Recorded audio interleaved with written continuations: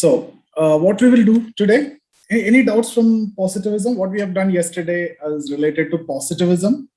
Okay, so the topics that we have covered, we have done with the first chapter, then positivism and sociology as science. These are the topics that we have covered. So here in this session, we will continue with that and we will be discussing which topic?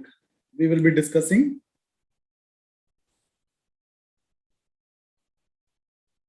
non-positivism. Okay, guys, it's going to be very important session, non-positivism, because this approach is actually later understood as more suitable for sociology.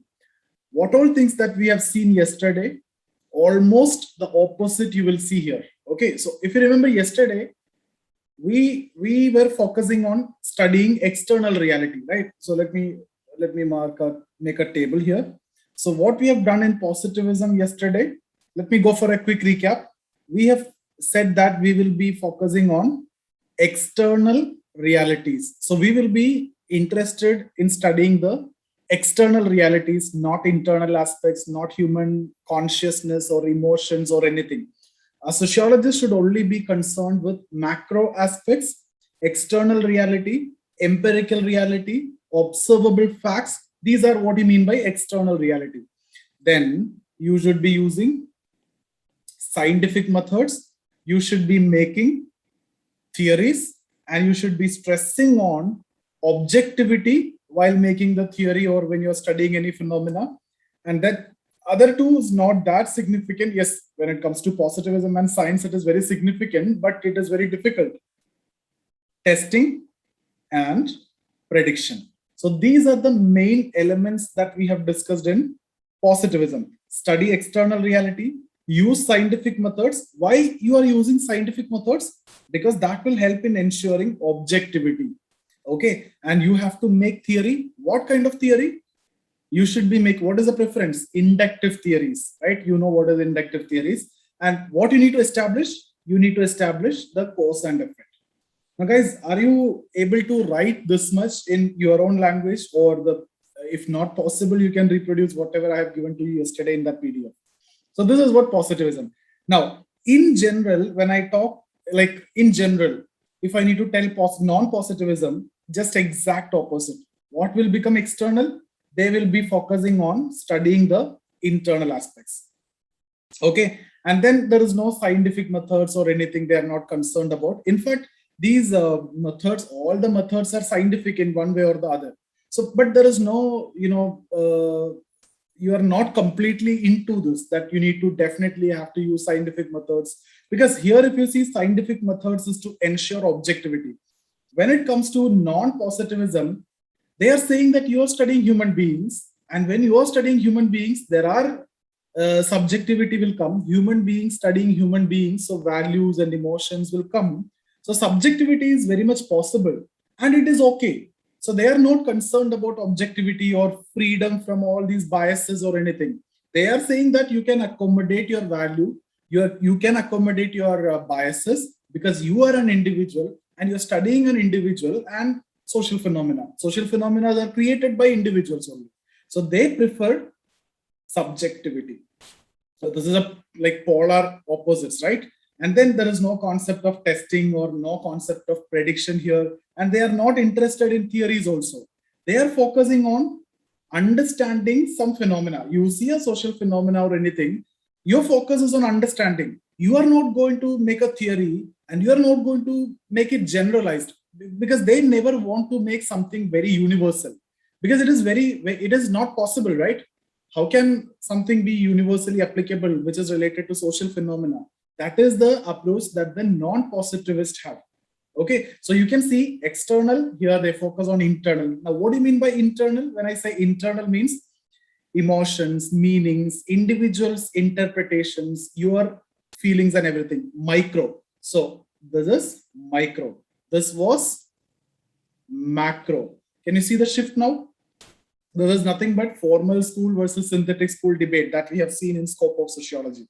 So perfect. Now, scientific methods, not much use of scientific methods, or the non-positivists also say whatever methods that they are using is also scientific.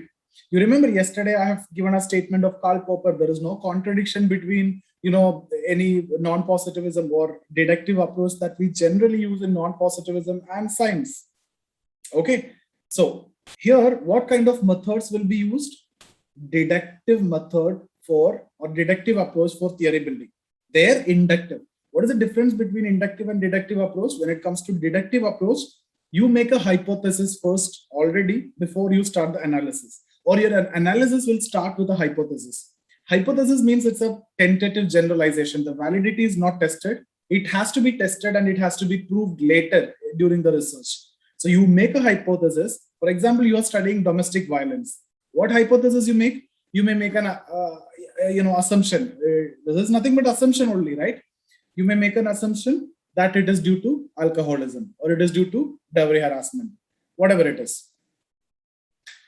So then you will try to prove it. So already hypothesis is made, then you will collect data, and in accordance to that, you will try to prove it. So guys, imagine this situation. When you've already made something in the mind, what kind of data you will collect?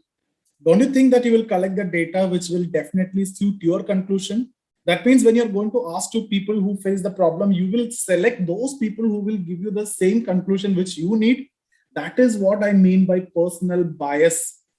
Because something which you fixed already and you want to prove that is correct. So the kind of data that you're going to collect will be based on that. So the investigator's bias will be there in deductive approach. Is that possible in inductive approach? No. Why? Because you are not making any generalization. You're not making any final conclusion or anything. You collect data. From the data, you go further. That is how it is. Okay. So here the bias will come. That's why they are saying that subjectivity is okay. There can be subjectivity. Okay. No theory. It's about understanding, and then no testing, no prediction. So exactly the opposite of what? Positivism. But now that is in general. But when we discuss about non-positivism, we have to discuss a lot and more. We have to discuss multiple, personalities as well. So what we will do now is I'll get into all those thinkers and all those approaches. But this is a fundamental understanding. Whatever you saw in positivism, mostly it will be opposite. Main thing is that you will be focusing on internal aspect. Now, guys, the deviation or the shift from positivism to non-positivism, it's not a radical shift. There was a gap, and then it is a gradual process. That means there is a group which came in between. So the group which came in between, they have elements of positivism as well as non-positivism. Then complete shift towards non-positivism you will see. Okay, so then pure non-positivism will come. So when I'm talking about this stage is not purely non-positivist. There are elements of positivism, as well as there is a change from positivism. They have introduced some new elements which pertains to non-positivism that eventually led to the establishment of pure non-positivism later. So what I'm going to discuss here is pure non-positivism. Here what I've discussed is positivism. So in between there is a stage.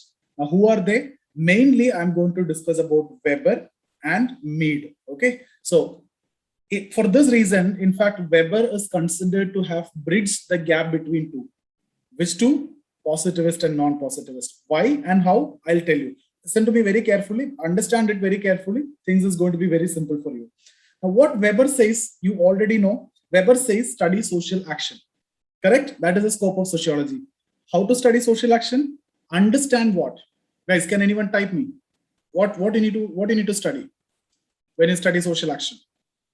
What should be the focus? Meaning, right? So you have to understand the meanings attached by the actor. So what did he do?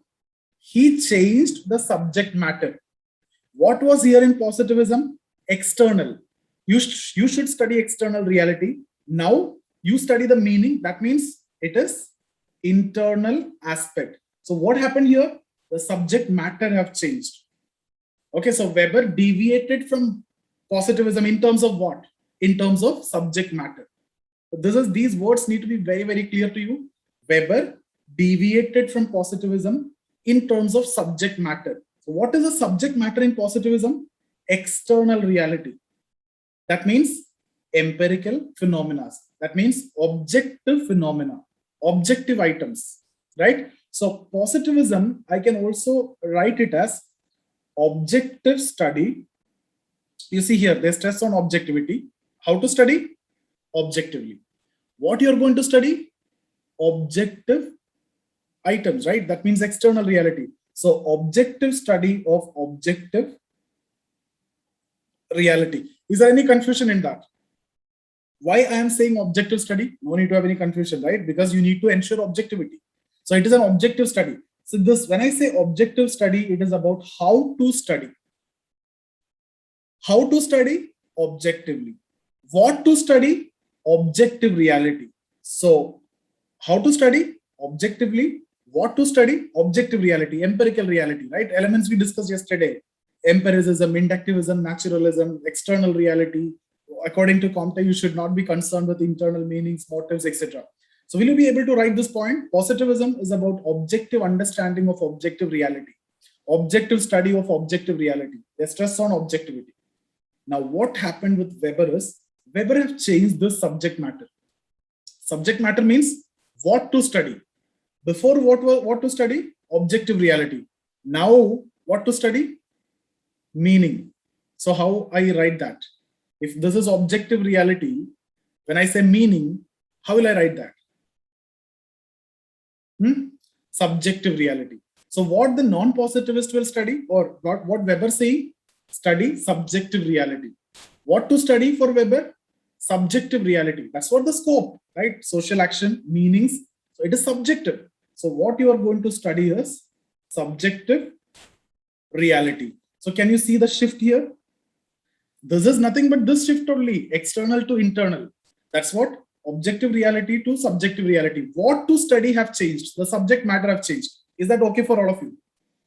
I can repeat also in case if you have any problem. So what to study have changed, but how to study? See here they stress on objectivity. What do you think? Weber stress on objectivity or not? Weber also stress on studying objectively. For that, he give a lot of methods. He give methods, a lot of methods, ideal types, first hand, indirect experiment, causal pluralism, comparative analysis, all these things we will see in future, later. We don't want to break our head for that.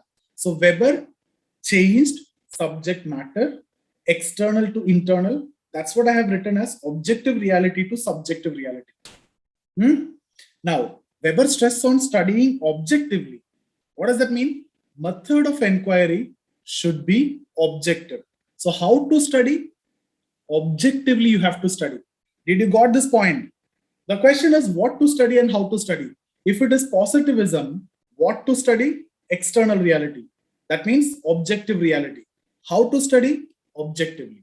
When it comes to Weber, what to study? Changed. Subject matter have changed. External to internal. That means subjective reality. But how you're going to study? Objectively. So can I write this approach as objective study of subjective reality? These words are going to be very important and you have to use it exactly like this. This is how you can explain the change and deviations. So positivism, objective study of objective reality. What and how? These are the two questions. What you study, how to study.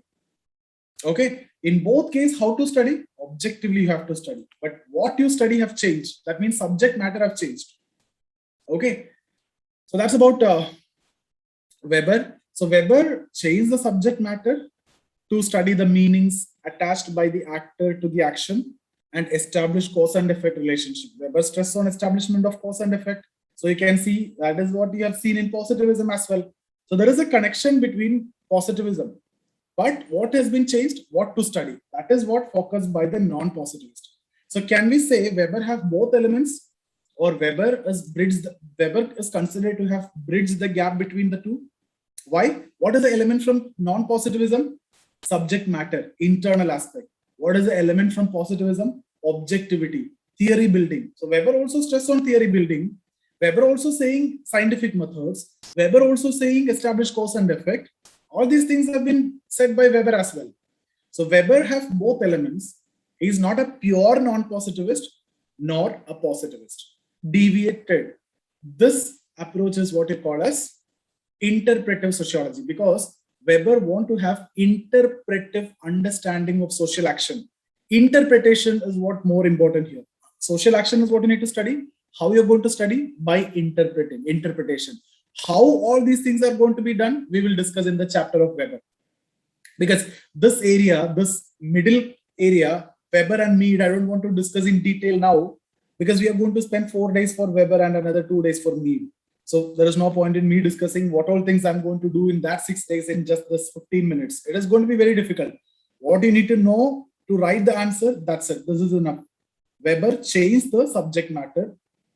What has been changed? How is the same? Okay, objectively you have to study. What to study? Subjective reality. Why subjective reality? Because meanings, emotions, motives, these are very subjective. Okay, now when it comes to non-positivism, they continued this Weber's line. That means they also focused on internal meanings, emotions, motives, love, care, affection, and all these things. How you're going to study? You're going to study subjectively. Now, are you going to make any theory? No. You are concerned about understanding. Are you going for testing and prediction? No. So here, what you are studying? Internal reality. Is that subjective or objective? Internal reality.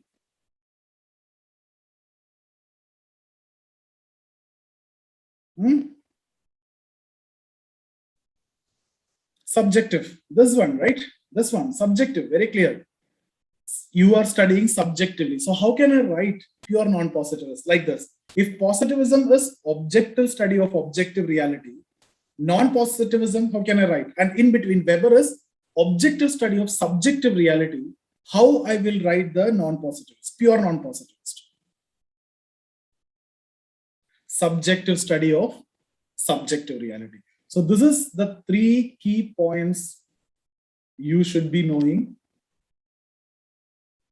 Everything else, the elements and everything we will discuss in detail, that we have already done. Okay, guys. So are you able to understand this much? So positivism, these are elements of positivism, all those things we have done yesterday. And then when we talk about positivism, now listen, these 2 questions, what and how.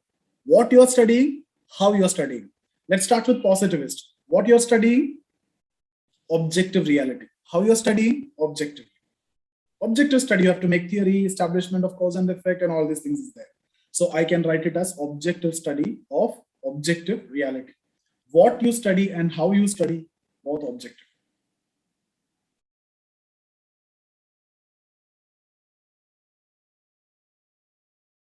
Again, when it comes to Weber, how to study is the same objectively. What to study have been changed from external to internal. So that is why what to study becomes subjective reality, how to study, objective study. So Weber and Mead also. Weber's approach is what? Interpretive approach. Mead's approach is interactionist approach. Symbolic interactionism is a separate theory, guys. We will be dealing with that later, not here. It is not required. So you need to add that here, obviously, towards the end. Okay, 1 or 2 lines is what you need. I have given that in the PDF, but I'm not going to explain it now. It will only make it complicated, and I don't want to do that. That's not the style in which I used to do. Okay. Even my mentor always used to say, if you want to help someone, make it simple. If you want to impress someone, make it complicated. So I don't want to do all those things. It will only get complicated because we are going to do that later. And you will be an expert once we're done with the thinkers. So let's do that part, Mead and Weber in detail in thinkers. But you will be able to add. Okay. But just have an understanding here. This is enough for us now. Are you okay with this? I can explain also, there is no problem in that. Now, the third point, what you study here in non-positivism, subjective reality. How you study? Subjectively. So did you guys got this? First one, objective study of objective reality. Second, objective study of subjective reality. Third one, subjective study of subjective reality. It's all about how and what. These 2 is what you need to address. Now, who all are coming here? There are many, but we are concerned about phenomenology and ethnomethodology more. So when we talk about phenomenology, we mainly talk about Alfred Schutz. When we talk about ethnomethodology, we will be talking about Harold Garfinkel. Okay, so these 2.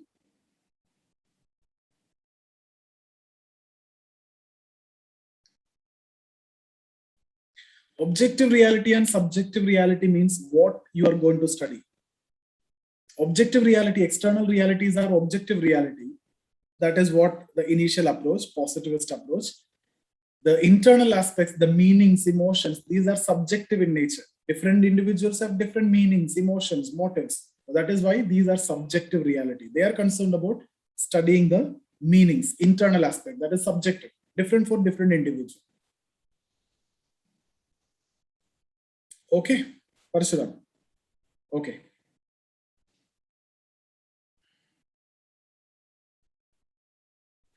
Guys, are we done with this? Now it is very easy, the approach. So we will be talking about phenomenology and ethnomethodology.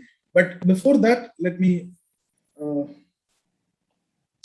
guys, let me go through the PDF and then we will explain whatever we have done so far. And then I'll go to phenomenology and ethnomethodology. Okay.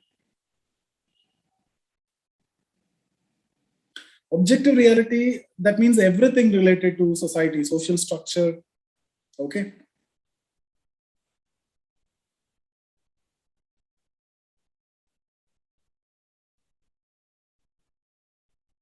Guys, just give me 1 minute. Okay.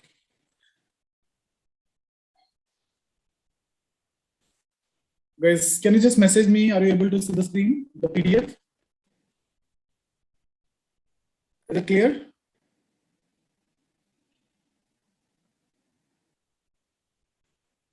Okay. Okay.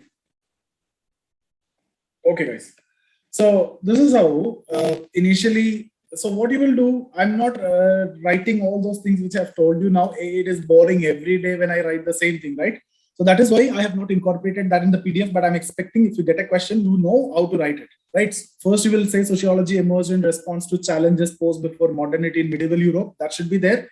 And the question is about non-positivism, but you have to talk about positivism in the first paragraph, okay? And then come to non-positivism. And the initial sociologists wanted to make it similar to natural science, so they followed the assumptions of science or positivism. Okay, and the basic premises of positivism are studying external reality, making cause and effect relationship by making theories, and just 1 or 2 lines you can talk about that. Then discuss this. By the end of 19th century, there is an alternative school of thought inspired by idealists. Okay, like Hegel and Dilthey and all these people. Who's Hegel and what is his approach? Here it is not significant for us. I'll discuss that Hegel's concept and everything in Marx. Or I'll briefly tell you what is, guys, Hegel is talking about something idealist approach, right? So what Hegel says is ideas bring the change. So what the sociologist should do, what according to Auguste Comte, the scope studies social statics and social dynamics. Dynamics means change. So how can you study the change without studying the individual meanings? That is what the question, right? See here, the changes are happened, and after the changes, why you are studying the changes? Actually, the changes are because of ideas generated in the minds of the individual. So you should be studying and you should be focusing on what? The ideas. This is what idealism. There is something called as dialectical idealism, but we will come back to dialectical idealism when we discuss about Marx. That's when you will understand it better. Now, when I say Hegel's concept means idealism, he considered ideas are more important. Ideas are generated in the minds of the individual, which leads to social change. So you should be focusing on ideas and internal meanings. So this is the beginning. Then Weber took it further, and then phenomenologists and ethnomethodologists took it far. Okay. Towards the end of 18th century and early 19th century, the positivist approach like empiricism, inductivism, universalism, we discussed this, came to be questioned by an alternative school of thought, broadly referred to as idealist. Scientists like Dilthey, Rickert highlighted the difference between natural world and social world. There is a difference, obviously, right? Natural world and social world. What is the main difference?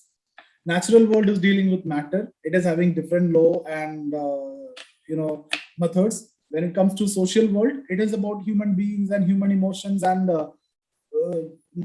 different rules, right? Everything all together. According to him, social world is unique in terms of meaning, symbols, values, etc., which govern it. On the other hand, natural world is guided by laws of nature. Perfect? Thus, there are some internal sites which exist in the form of ideas in the minds of individuals. Famous German idealist George Hegel. Guys, Hegel is a very important person. I'm not skipping this person now.